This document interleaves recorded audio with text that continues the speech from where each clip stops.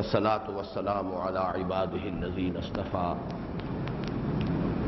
خصوصا على افضلهم وخاتم النبيين محمد الامین وعلى آلہ وصحبہ اجمعین اما بعد۔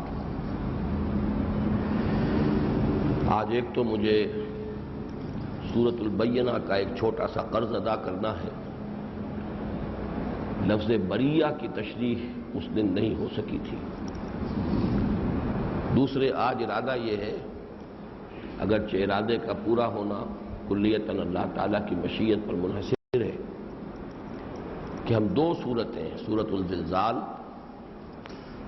اور سورۃ العادیات کا مطالعہ کر لیں۔ ویسے طبیعت پر بڑی تکان ہے اور اضمحلال ہے۔ پچھلے 3 دن میرے بڑے شدید مشقت میں گزرے ہیں۔ کل تو ایک دن میں کراچی میں 3 جگہ پر تقریریں ہوئی ہیں، اور عجیب اتفاق ہے کہ کراچی کے ایک انتہائی شمال میں نارتھ ناظم آباد میں فاروق اعظم مسجد میں، ایک نہایت جنوب میں ڈیفنس ہاؤسنگ سوسائٹی کا بھی آخری سرا ہے جہاں ہماری قرآن اکیڈمی تعمیر ہوئی ہے، اور ایک ان دونوں کو بالکل مابین بندر روڈ پر شرمین ہال میں تنظیم اسلامی کراچی کا ایک ماہانہ اجتماع ہوتا ہے۔ اس میں بہرحال میری طبیعت پہ جو اضمحلال ہے اور تکان ہے اس کی کچھ تلافی آپ کر سکتے ہیں اگر توجہ کو مرکوز رکھیں گے۔ تو اس سے پہلے کہ میں جو 2 صورتیں آج ہمیں پڑھنی ہیں ان کی تلاوت کروں، میں چاہتا ہوں کہ جو قرض سورۃ البینہ کا ہے اسے ادا کر دوں۔ سورہ بینہ میں 2 مرتبہ لفظ بریہ آیا ہے۔ ان الذین کفروا من اہل الکتاب والمشرکین فی نار جہنم خالدین فیہا اولئک ھم شر البریہ ان الذین آمنوا وعملوا الصالحات اولئک ھم خیر البریہ۔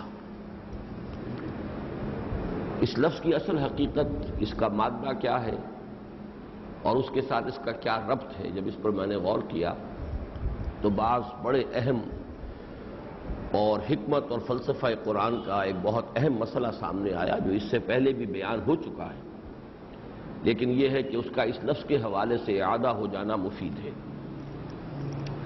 با، را اور حمزہ، برا، اس سے لفظ بنا ہے بری، برا، براۃ من اللہ ورسولہ انہ بری من المشرکین۔ اس کا جو اصل مفہوم ہے وہ ہے کسی ناپسندیدہ چیز سے علیحدہ ہو جانا۔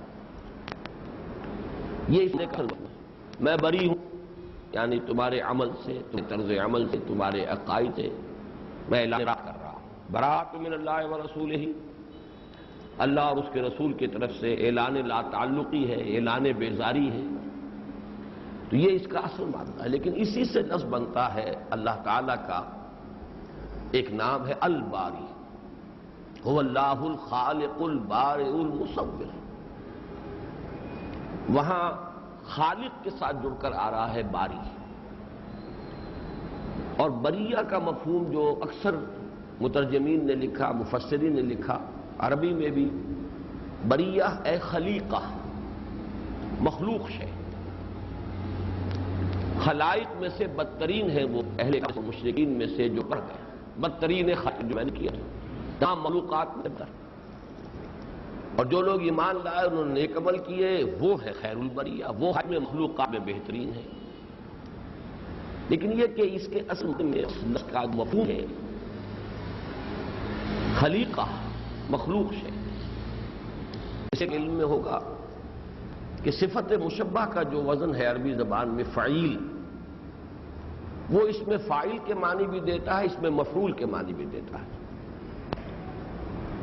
اس اعتبار سے یہاں پر جو ہے بری اور خلیق، خلیق خلق سے مخلوق کے معنی میں، خلیقہ مخلوق کی ہوئی شے، مخلوق کی ہوئی بنائی ہوئی ہستی۔ اسی طرح بریہ ہے جو بریہ بن گیا ہے، یا اور حمزہ مدغم ہو گئے، یا پر تشدید آئی، بریہ یہ بھی وہی فعیل کے وزن پر ہے، اور اس کے معنی بھی خلیقہ یعنی مخلوق۔ اب اس کا مفہوم کیا ہے؟ میں اس سے پہلے عرض کرتا ہوں کہ عالم خلق جو ہے وہ ایک کمتر عالم ہے، نیچے کا عالم ہے، عالم اسفل ہے، اور مخلوقات میں لازماً کچھ پہلو جو ہے نقص کے، کچھ نہ کچھ پہلو ضعف کے، کمی کے، احتیاج کے لازماً یہ اس کا لازمہ ہے۔ جیسے کہ سورۃ التین کے درس میں بھی بار بار یہ بات آئی کہ انسان کو ہم نے تخلیق فرمایا بلند ترین سطح پر، لیکن اسے لوٹا دیا نچلوں میں سب سے نیچے۔ اس میں کیا توافق ہے؟ انسان کا، انسانی وجود کا ایسا، اس کا روحانی وجود یہ بلند ترین ہے، لیکن یہ عالم امر کی شے ہے، عالم خلق کی شے نہیں ہے۔ دوسرا حصہ ہے حیوانی وجود، یہ عالم خلق کی شے ہے، یہ نچلوں میں نیچا ہے۔ اسی لیے وہ آیات جو ہے میں نے اس سے پہلے بارہا کوٹ کی ہیں، خلق الانسان ضعیفا، انسان پیدا کیا ہے کمزور، پیدا کیا گیا ہے کمزور۔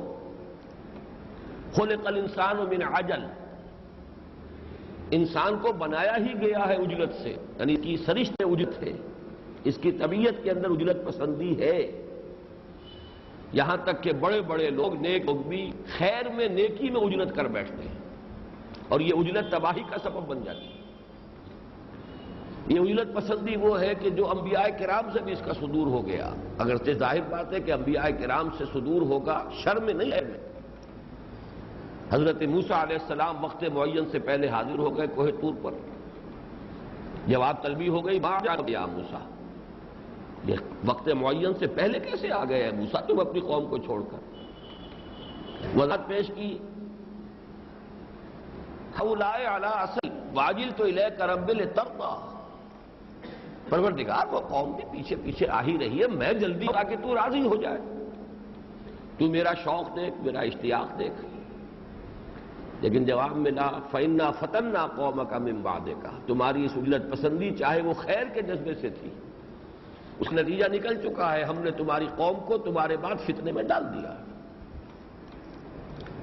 یہی بات حضور سے کہی گئی، وَلَا تَعْجَلْ بِالْقُرْآنِ مِن قَبْلِ أَن يُقْضَىٰ إِلَيْكَ وَحْيُهُ لَا تُحَرِّكْ بِهِ لِسَانَكَ لِتَعْجَلَ بِهِ۔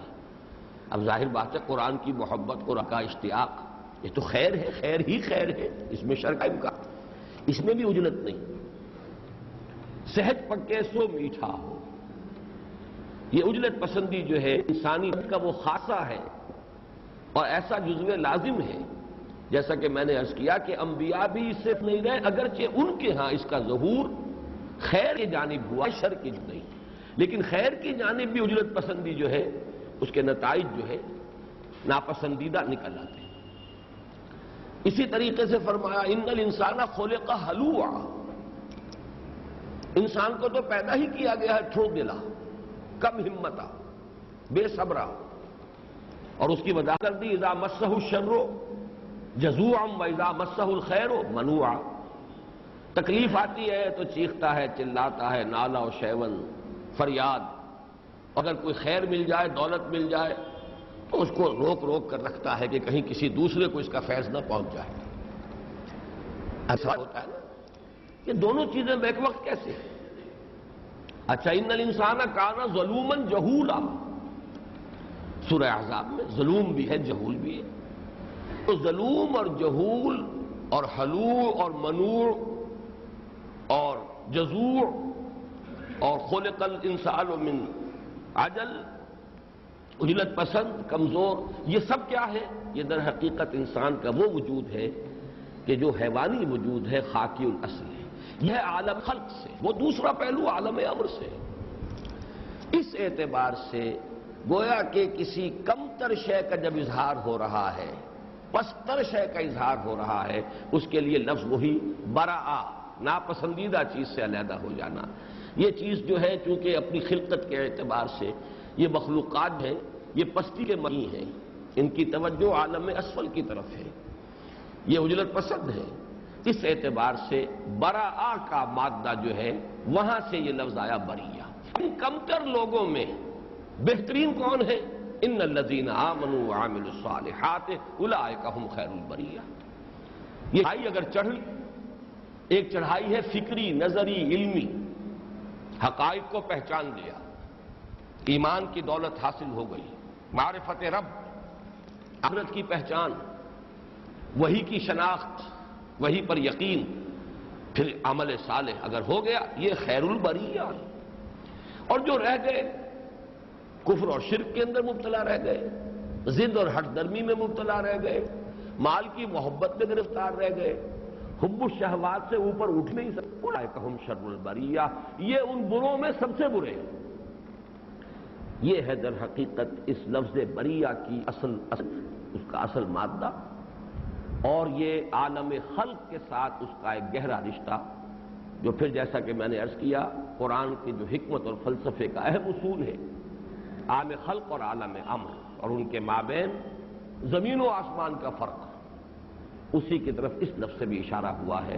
اب دیکھیے سورۃ التین سے کتنی مناسبت ہو گئی، سورۃ التین میں بھی تو یہی ہے، لقد خلقنا الانسان فی احسن تقویم ثم رددناہ اسفل سافلین الا الذین آمنوا وعملوا الصالحات فلہم اجر غیر ممنون۔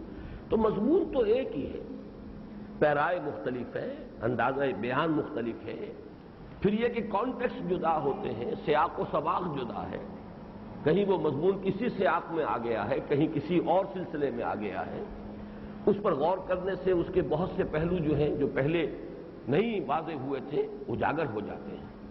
بہرحال یہ تو تھا قرض سورۃ البینہ کا۔ اب آئیے ہم تلاوت کر رہے ہیں سورۃ العادیات کی۔ اعوذ باللہ من الشیطان الرجیم، بسم اللہ الرحمن الرحیم۔ اذا زلزلت الارض زلزالها واخرجت الارض اثقالها وقال الانسان ما لها يومئذ تحدث اخبارها بان ربك اوحى لها يومئذ يصدر الناس اشتاتا ليروا اعمالهم فمن يعمل مثقال ذرة خيرا يره ومن يعمل مثقال ذرة شرا يره۔ بسم اللہ الرحمن الرحیم، سورۃ العادیات۔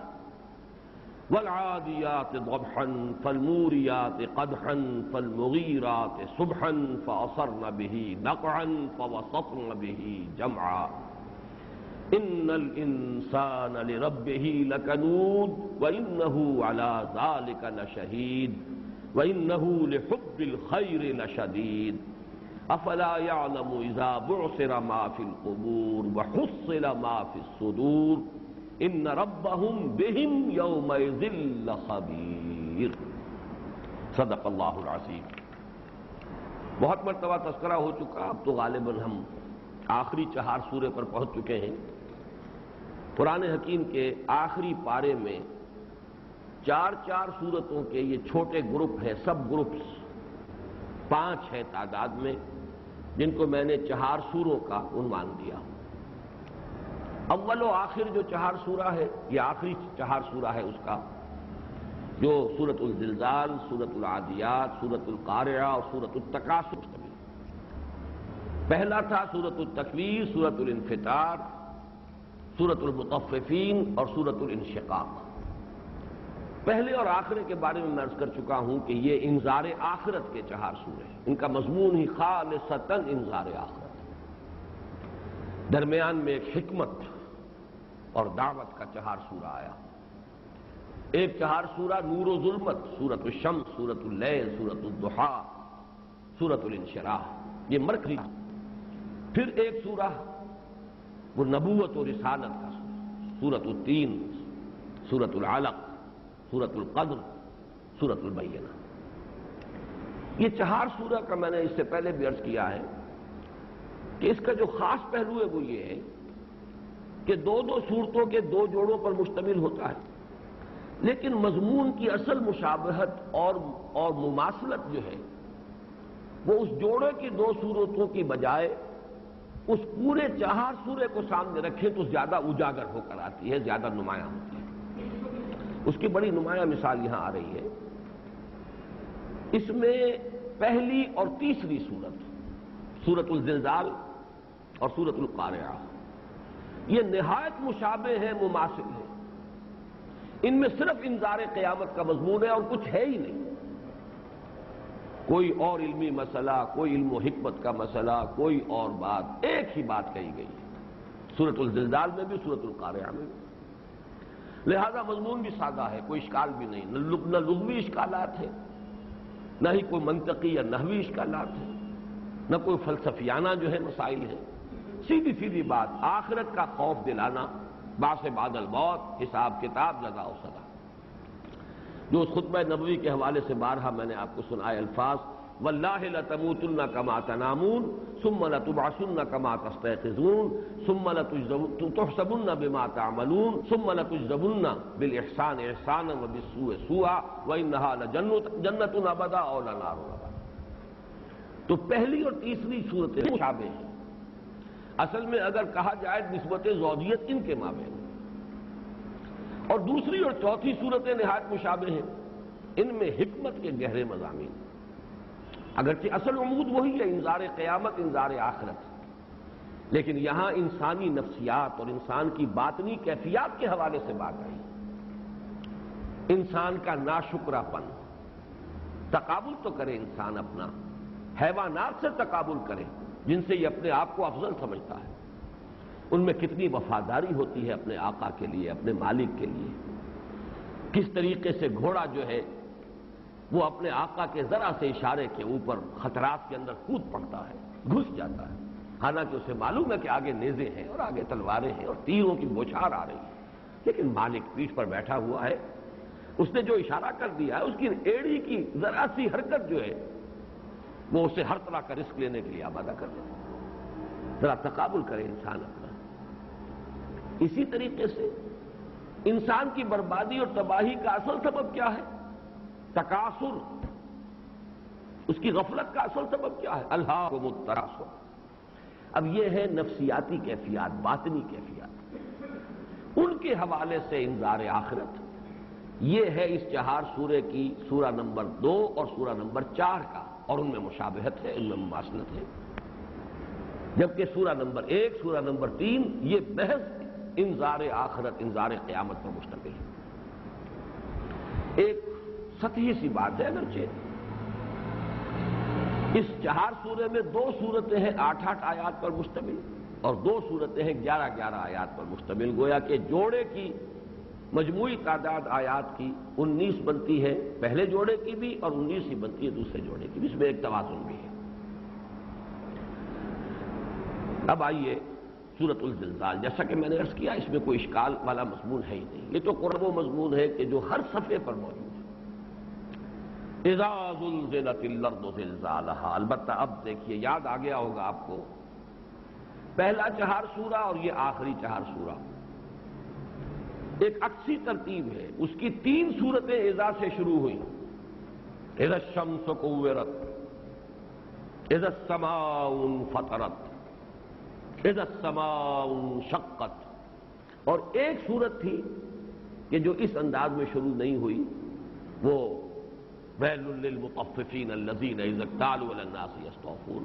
اس کے برعکس اس چہار سورے میں ایک صورت شروع ہو رہی ہے، اذا زلزلت الارض زلزالها واخرجت الارض اثقالها۔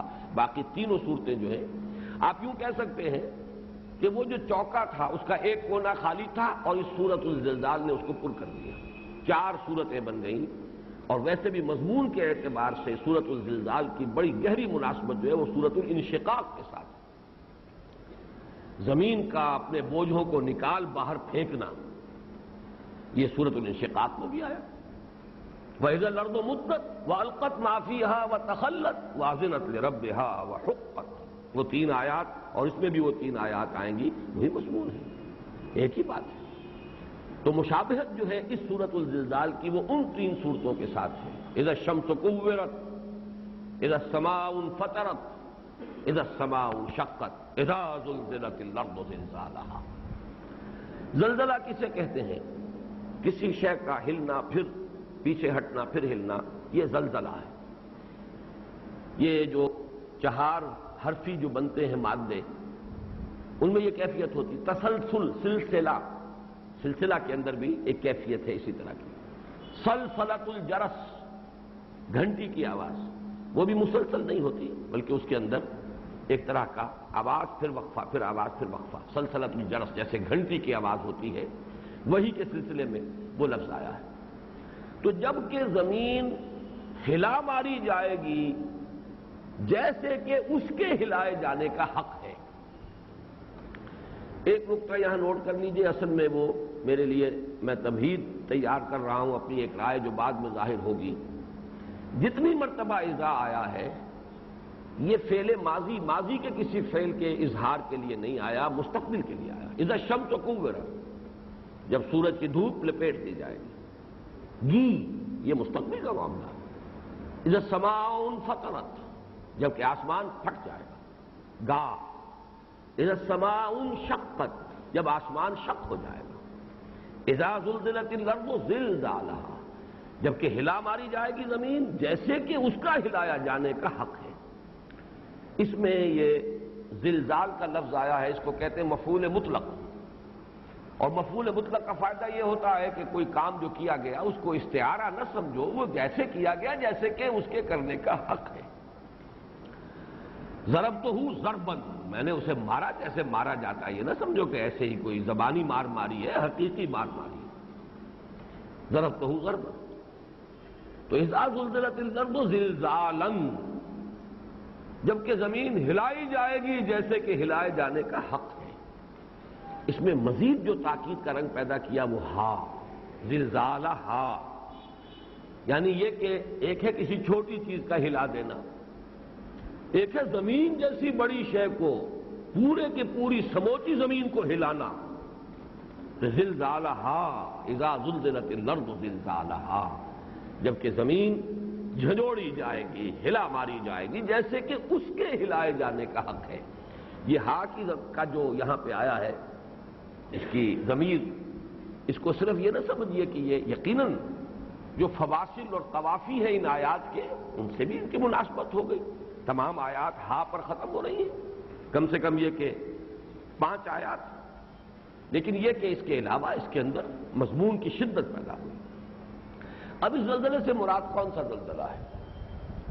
جیسے کہ نفخے کے بارے میں آ چکا ہے، نفخہ صور، کم سے کم 2 مرتبہ تو ثابت ہے، ایک رائے یہ ہے کہ 3 مرتبہ صور میں پھونکا جائے گا۔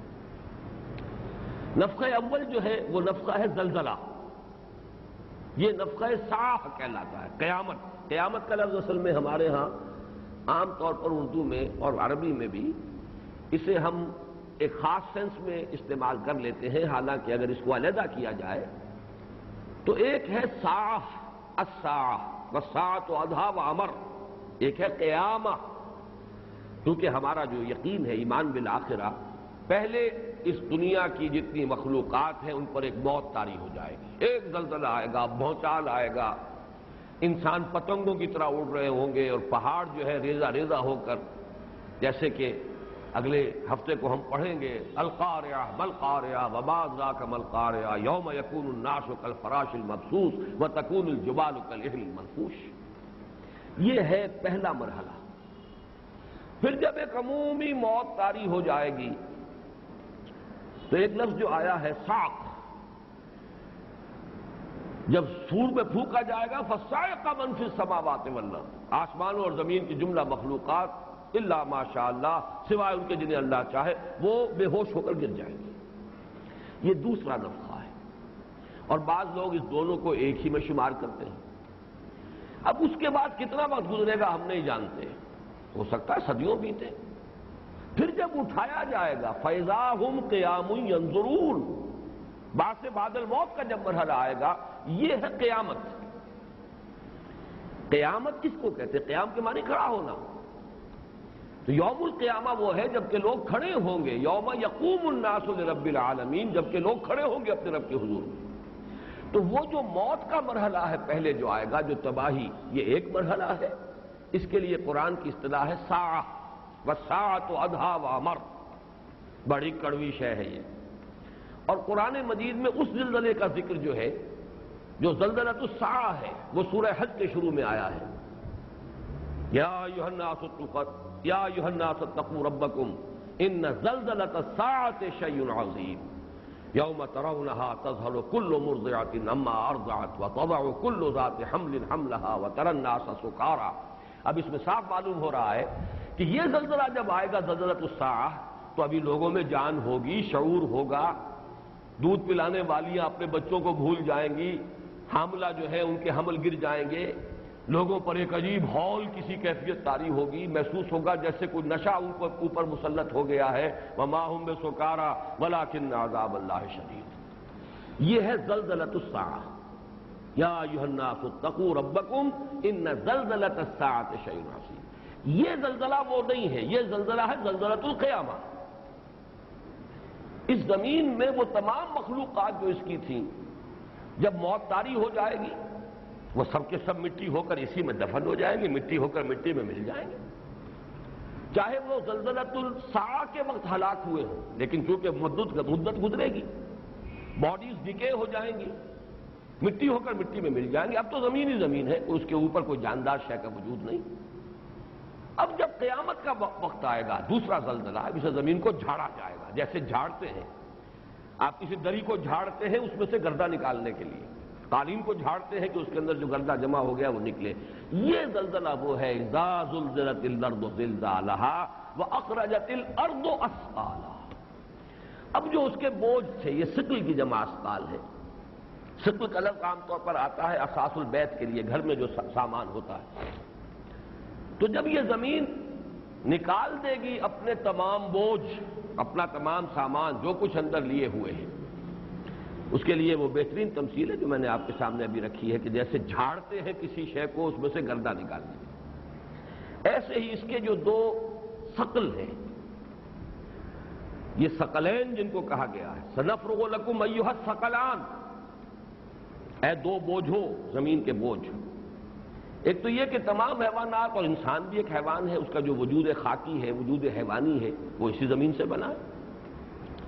اور معلوم یہ ہوتا ہے کہ جنات کی تخلیق بھی جو ہوئی ہے، جو اگرچہ شعلے کی لپٹ سے ہوئی ہے، لیکن یہ بھی اس دور میں جبکہ زمین خود ایک دہکتا ہوا انگارہ، آگ کا ایک کرہ تھی، وہ بھی ہے اسی زمین کی مخلوق، اگرچہ وہ ناری کرہ تھا، ابھی اس کی خاک کی سٹیج نہیں آئی تھی، اسی لیے ان کو کہا گیا ثقلان۔ یہ زمین کے دو بوجھ ہیں، یہ زمین ہی کی کوکھ سے برآمد ہوئے ہیں، چاہے پہلا بوجھ جو ہے وہ اس وقت برآمد ہوا جبکہ ابھی یہ خود ایک ناری کرہ تھا، اور دوسرا بوجھ اس وقت برآمد ہوا جبکہ اس کے اوپر خاک کی تہ آ گئی تھی، یہ جو کرسٹ آف دی ارتھ جسے ہم کہتے ہیں، کلے ہے، اس سے پھر تخلیقات کا سلسلہ ہوا۔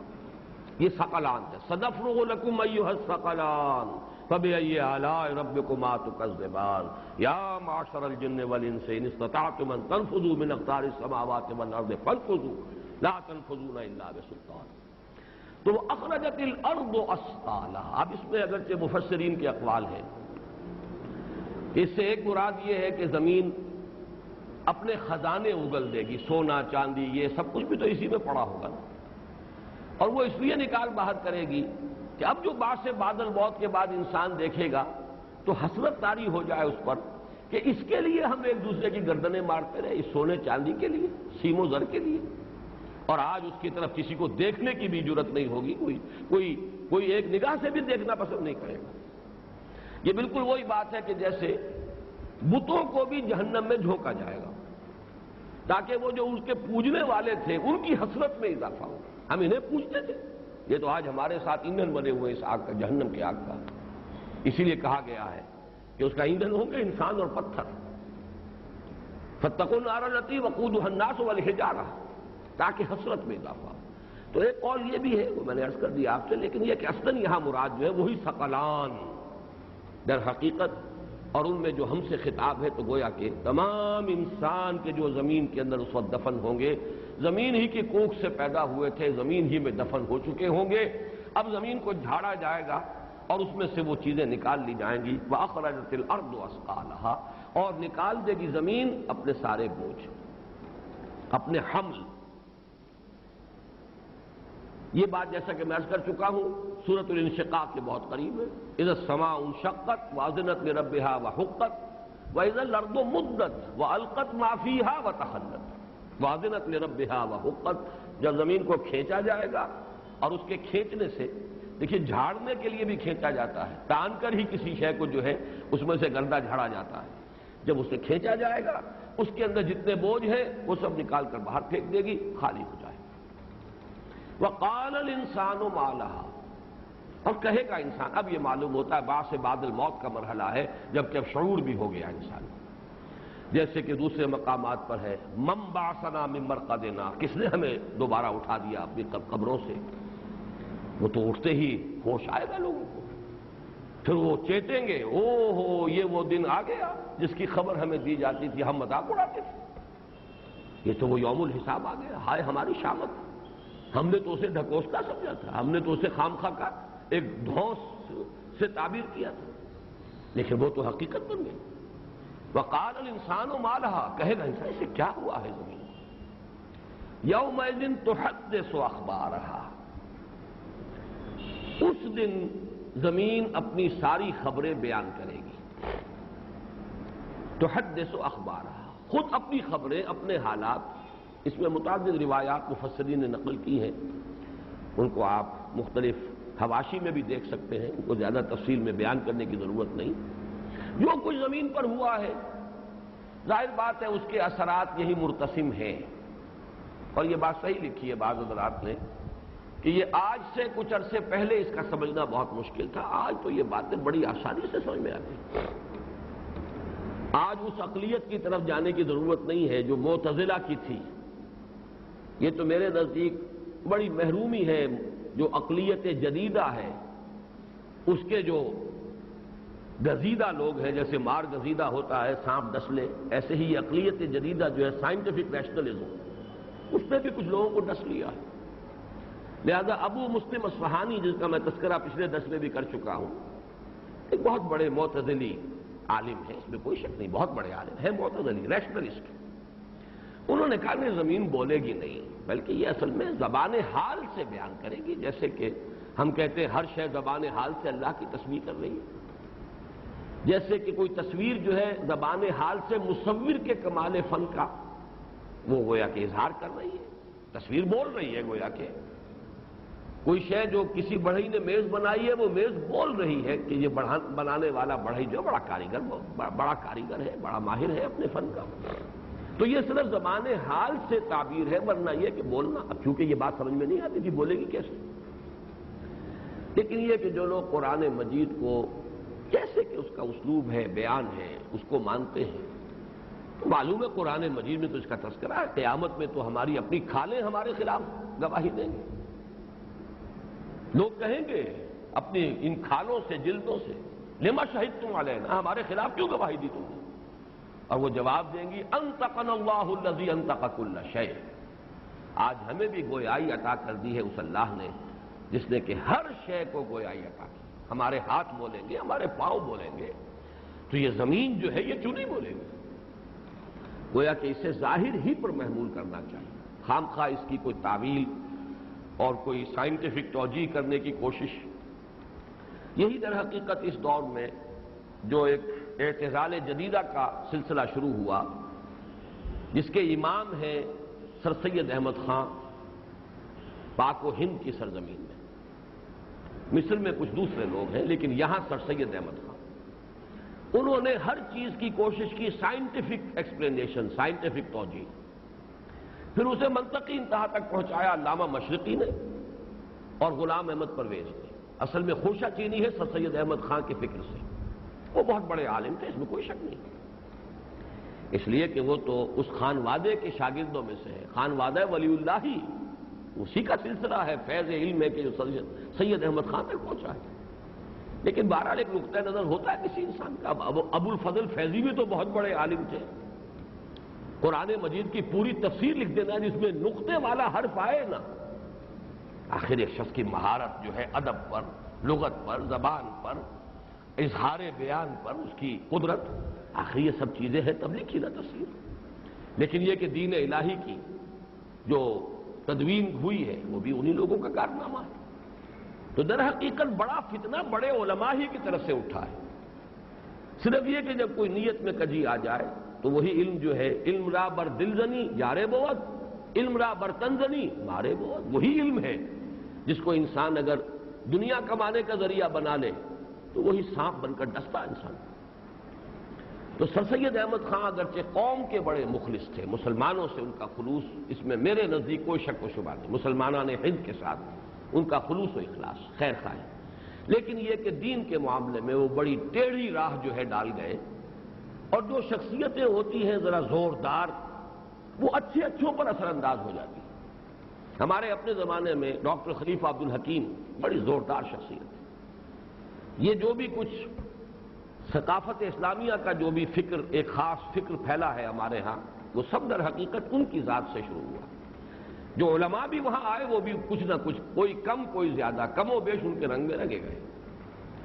سر سید کے ہاں بھی جو علماء آئے، ظاہر بات ہے علی گڑھ کالج میں، علی گڑھ یونیورسٹی میں بڑے بڑے علماء کو بھی جمع کیا، لیکن ان پر بھی رنگ چڑھا ہے سر سید احمد خان کا۔ یہ میں جان بوجھ کر یہ بات کہہ رہا ہوں، اس لیے کہ یہ چیز در حقیقت آگے چل کر سورۃ الفیل کا جو درس ہوگا اس میں یہ ایک بہت اہم بحث ہے، اس کی تمہیدی بحث۔ اس کی ایک مثال یہ ہے کہ یومئذ تحدث اخبارہا، اس کی تعویل ابو مسلم اصفہانی کر رہے ہیں کہ زبان حال سے زمین کہے گی کہ میں بھی تھی کبھی اور مجھ پر بھی آبادی تھی کبھی۔ یہ اس کی کیفیت کی تعبیر ہے، اس کا باقاعدہ تکلم نہیں ہے، جبکہ جمہور علماء، جمہور مفسرین متفق ہیں کہ وہ بولے گی۔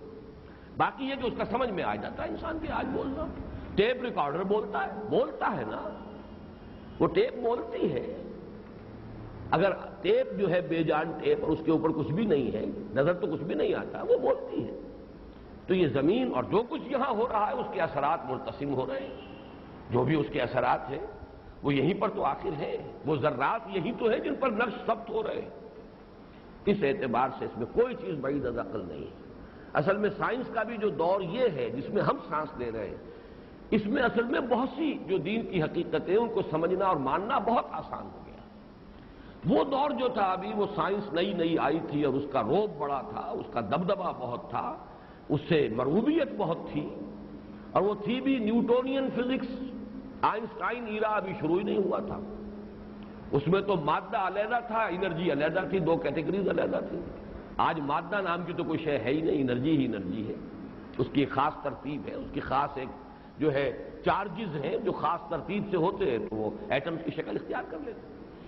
بہرحال یومئذ تحدث اخبارہا بان ربک اوحی لہا، یہ اس کی دلیل آ گئی، اس لیے کہ تیرے رب نے اسے وحی کی ہوگی۔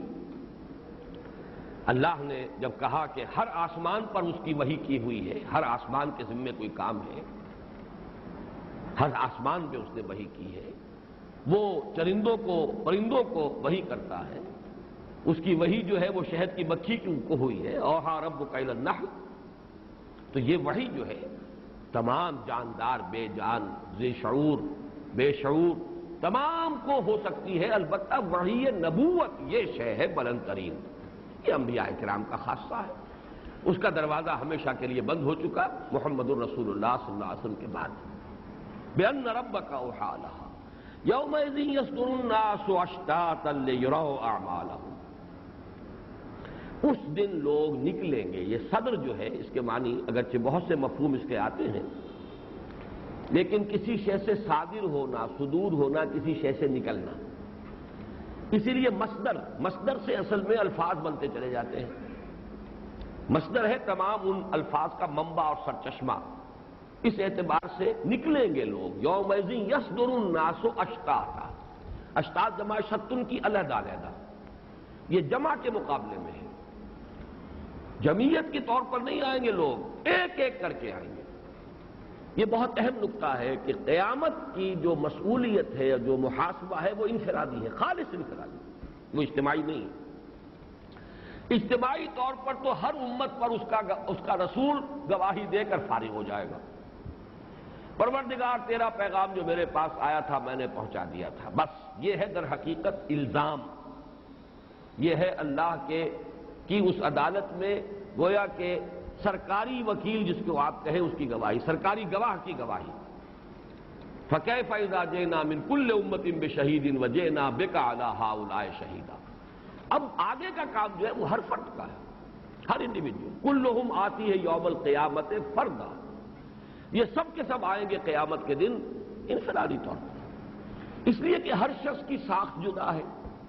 قُلْ كُلٌّ يَعْمَلُ عَلَىٰ شَاكِلَتِهِ، ہر شخص کو جو کچھ اللہ نے دیا ہے، جو گیون ہے اس کے لیے وہ جدا ہے۔ میرے جینز کچھ اور سے جو مجھے ملے ہیں، اپنے والد کی طرف سے، ددھیال کی طرف سے، اپنی ننھیال کی طرف سے، پتہ نہیں کہاں کی اینٹ اور کہاں کا روڑا اللہ نے میرے ہاں جمع کیا ہے کہ میری شخصیت وجود میں آئی۔ پھر میرے خاص حالات ہیں جن میں نے تربیت پائی ہے، ہر شخص کے تو وہ حالات نہیں ہیں۔ خاص قسم کے مواقع تھے جو مجھے اللہ نے دے دیے، سب کو تو وہ مواقع نہیں ملتے، دوسروں کو ہو سکتا ہے اس سے بہتر مواقع مل گئے ہوں، لیکن یہ کہ ہر ایک کے لیے یہ مواقع، ماحول سے جو مواقع ملتے ہیں اور اسی کے اعتبار سے اتمام حجت ہوتی ہے۔ تو ہر شخص کا معاملہ جو ہے، لا یکلف اللہ نفسا الا وسعہا، اللہ ذمہ دار نہیں ٹھہرائے گا کسی بھی ذی نفس کو مگر اس کی وسعت کے مطابق۔ تو اجتماعی فیصلے کیسے ہو سکتے ہیں؟ وہاں کا فیصلہ جو ہے انفرادی۔ دنیا میں اجتماعی فیصلے ہو جاتے ہیں قومیں، جب قوم کوئی مجموعی طور پر ثابت کر دے کہ مجھ میں خیر نہیں رہا، یا شر اتنا غالب آ چکا ہے کہ اب خیر کے ابھرنے کا کوئی امکان نہیں رہا، تو اس قوم کو نسیہ منسیہ کر دیا جاتا ہے۔ جیسے کہ آپ کوڑا کرکٹ جمع کرتے ہیں، آپ نے دیکھا ہوگا باغات میں بھی پتے وتے یہ جمع کیے، آگ لگا دی باغ کو صاف رکھنے کے لیے۔ لولا دفع اللہ الناس بعضهم ببعض لہدمت صوامع وبیع وصلوات ومساجد یذکر فیہا اسم اللہ کثیرا۔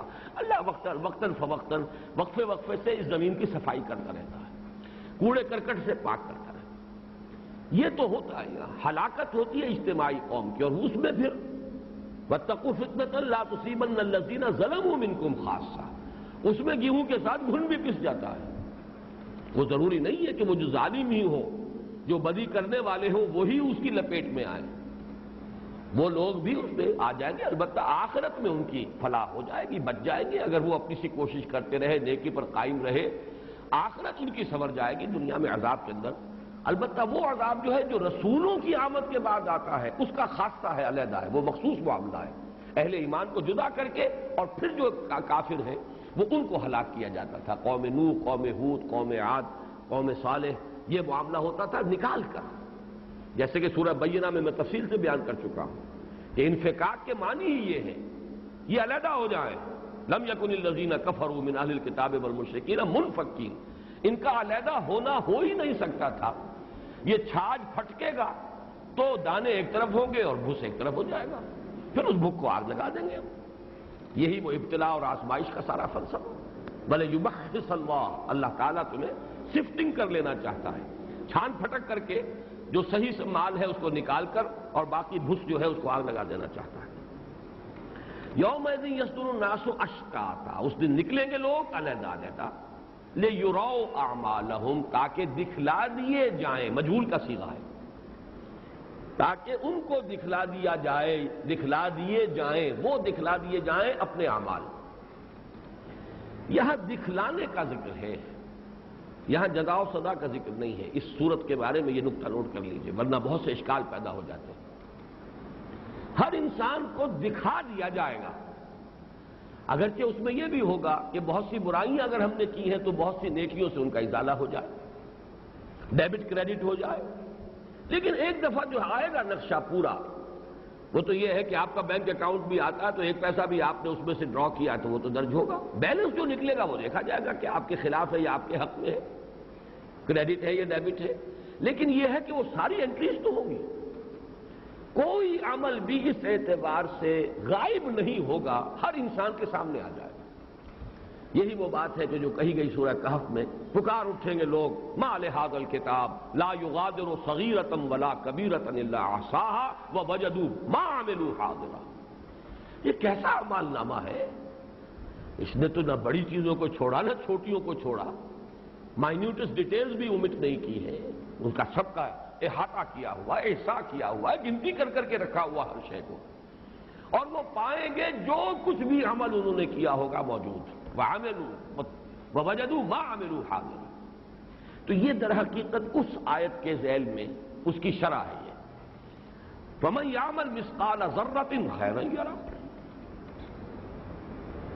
تو جو کوئی عمل کرے گا یا عمل کر رہا ہے، یہ عمل، یہ چونکہ جزا اور شرط جزا ہے، یرہ دیکھ لے گا، وَمَنْ يَعْمَلْ مِثْقَالَ ذَرَّةٍ، جو کرے گا ذرے کے ہم وزن، یہ ذرہ کسے کہتے ہیں کئی مرتبہ میں نے بیان کیا ہے۔ اب ظاہر بات ہے کہ ہر زبان جو ہے اس میں جو الفاظ آتے ہیں وہ مشاہدے سے ہوتے ہیں. چھوٹی سی چھوٹی چیز کے لیے جو مشاہدہ ہوا اس وقت لوگوں کو وہ کیا تھی؟ چیونٹیاں جو ہیں ان کے جب بچے نکلتے ہیں انڈوں میں سے بہت چھوٹے چھوٹے بہت باریک، ان کو وہ کہتے ہیں ذر. اس سے چھوٹی چیز کا کوئی تصور نہیں تھا. آج آپ کوئی تصور مائکروسکوپ کے حوالے سے رکھتے ہیں اور اس کے حوالے سے آپ کے تصورات بڑھ گئے ہیں. چھوٹی چیز کے لیے ایٹم کہیں گے، کچھ اور کہیں گے، لیکن یہ کہ اس وقت سب سے چھوٹی سی چھوٹی چیز یہی تھی. اس طرح دیکھیے حقیر چیزوں کے لیے قطمیر، فتیلہ، ولا یظلم ربک فتیلہ، اللہ تعالیٰ تیرا رب فتیلہ بھی کسی پر ظلم نہیں کرے گا، حق نہیں مارے گا کسی. اور فتیل کسے کہتے ہیں؟